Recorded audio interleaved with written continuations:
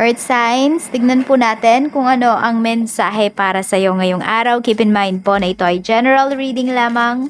So, hindi po lahat ay makaka-relate. So, be open-minded. Sa mga hindi pa po nakasubscribe dito sa ating channel, please subscribe na po kayo and palike na din po ng ating video. At sa mga nice pong mag-avail ng ating private readings, Lucky Stones and Amulet, makikita nyo po yung link sa description box below. Tarot Intentions by Aliana Ray. So, we have abandoned, left out, walked away, and cold. Meron ba dito cold sa inyo ngayon? Ayan, feeling ninyo, iniwan na kayo ng tao na to. Feeling nyo, bakit di kayo pinapansin ng taong to? Sa iba sa inyo, nagtataka kayo, bakit kaya siya umiiwas sa akin? Tignan natin. We have realization. So, siguro sabihin natin na enlighten yung tao na to. Diba? Or ikaw to, earth signs, meron ka mga bagay, mga sitwasyon na iniwan mo na. Tapos, kaya lang kasi, pwedeng hindi mo napaliwanag dun sa mga taong iniwan mo kung bakit ba lumayo ka sa kanila. So, parang ano sila, parang feeling nila ngayon tuloy, meron kayong unfinished business. Parang ginos mo sila. Ayan, kaya lang kasi ito, meron kang mga na-realize pagdating sa life mo. Na, parang na-outgrow mo na kasi sila. Hindi na pala sila parte ng present time mo. Kaya parang, meron ka ditong mga pinutol na talaga na mga tao sa life mo. Mga relationships. We have commitment. Kasi mas committed ka ngayon, pwedeng sa partner mo, sa marriage mo, parang, yung iba naman sa inyo, kung wala naman kayong partner, ganyan, is mas committed kayo ngayon sa sarili ninyo. You do not want to betray yourself anymore.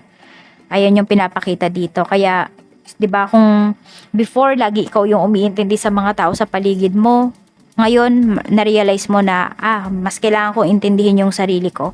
Okay, kilala ko na, kailangan ko palang kilalanin yung sarili ko. So, mas committed ka ngayon sa sarili mo. Mas may time ka ngayon para sa sarili mo. Okay? Tignan natin. So, kung dati nagdadamot ka sa sarili mo, ngayon hindi na. Bigay mo na kung ano ba yung pangangailangan mo. Tignan natin ano pa yung mensahe para sa'yo. Spirit guide, mensahe pa po natin kay Earth signs, Taurus, Virgo, Capricorn. Meron tayo ditong a blessing on your family. So, pwedeng may mga family members ka dito na parang iniiwasan mo na, ganyan.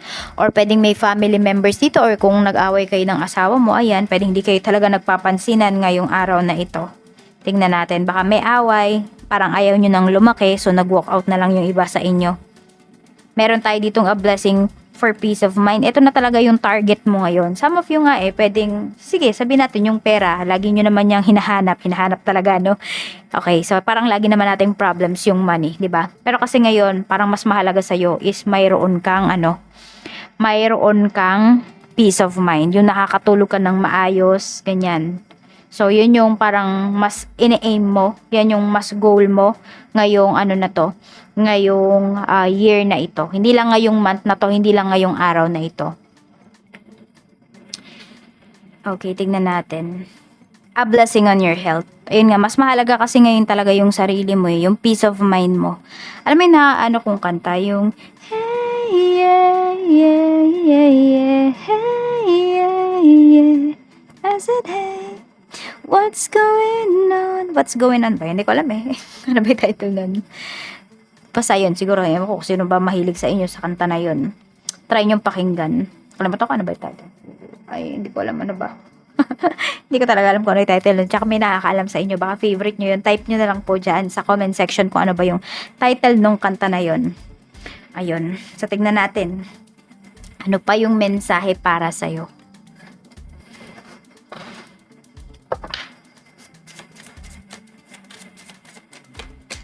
Don't wait for me, please. Okay? So, ayan. May mga tao talaga dito na parang, ayaw mo silang maging bound sa'yo.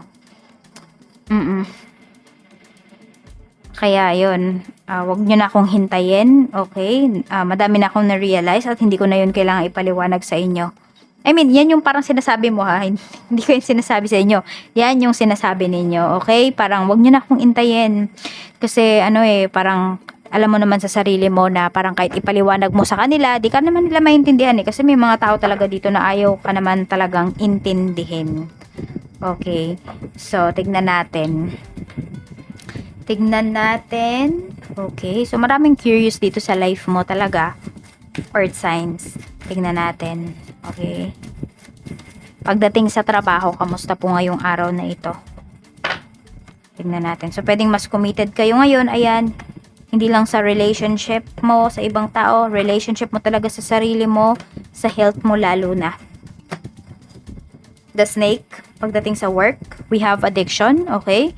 So, meron dito parang sobrang sipag nakatrabaho mo. Pag nandiyan lang naman yung mga boss nyo. Pero pag wala, nako.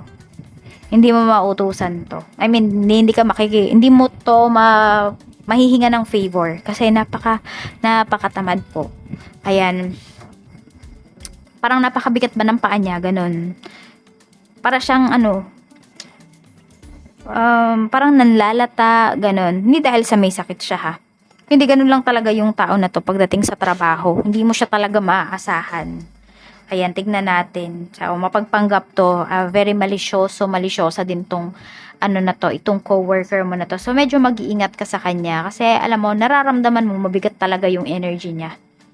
Okay, kahit di mo to masyadong nakakausap, basta parang makita mo pa lang siya, nandun yung parang, there are times na parang sira na yung araw mo kasi ang heavy talaga nung energy niya.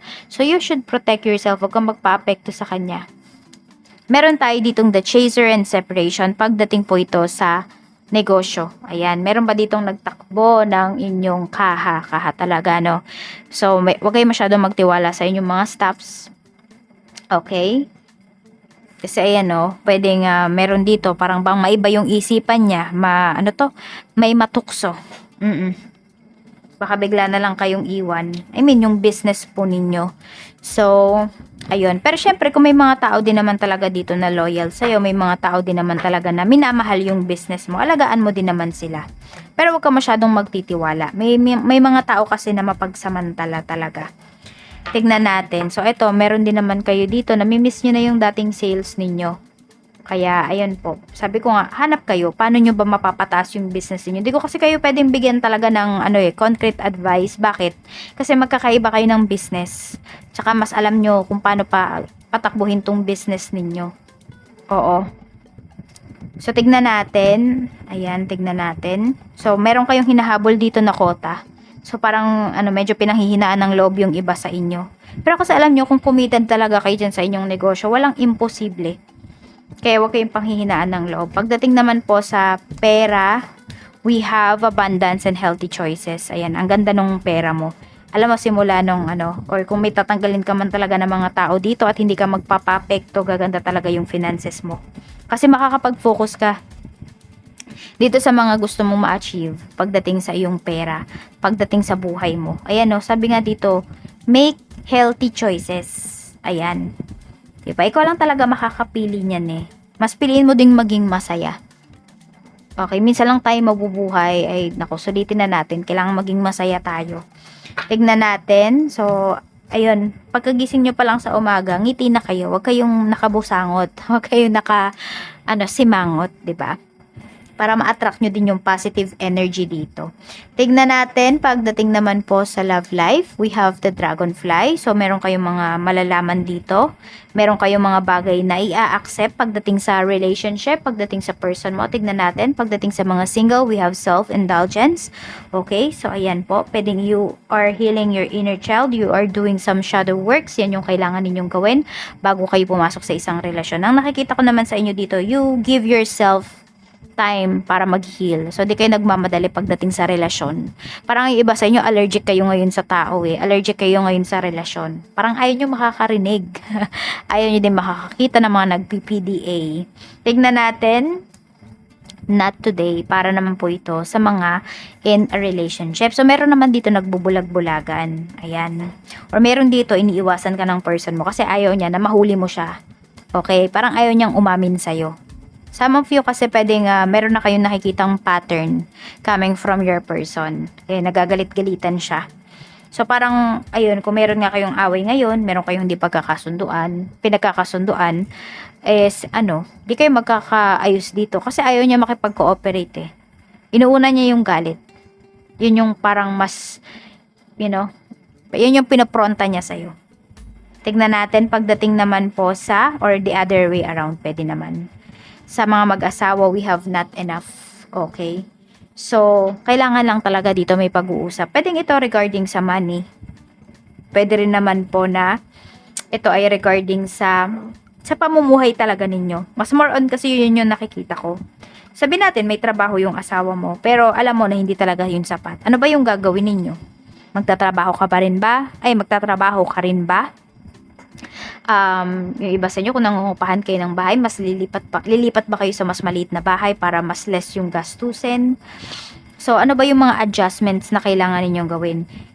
Hindi nyo po yan, hindi nyo yan masosolve kung tinatalikuran ninyo yung asawa ninyo. Kung ayaw ninyong pag-usapan yung problema. Yun kasi yung sinasabi dito ni Universe.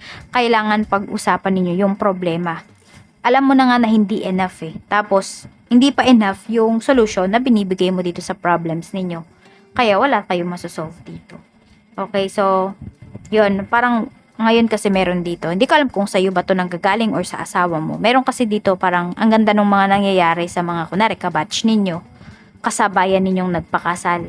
So may at some point parang napapaisip kayo, bakit yung buhay namin ganito lang? Bakit kami parang walang growth? Pag-usapan niyo yan ng asawa mo. Huwag mo yang ikwento sa ibang tao.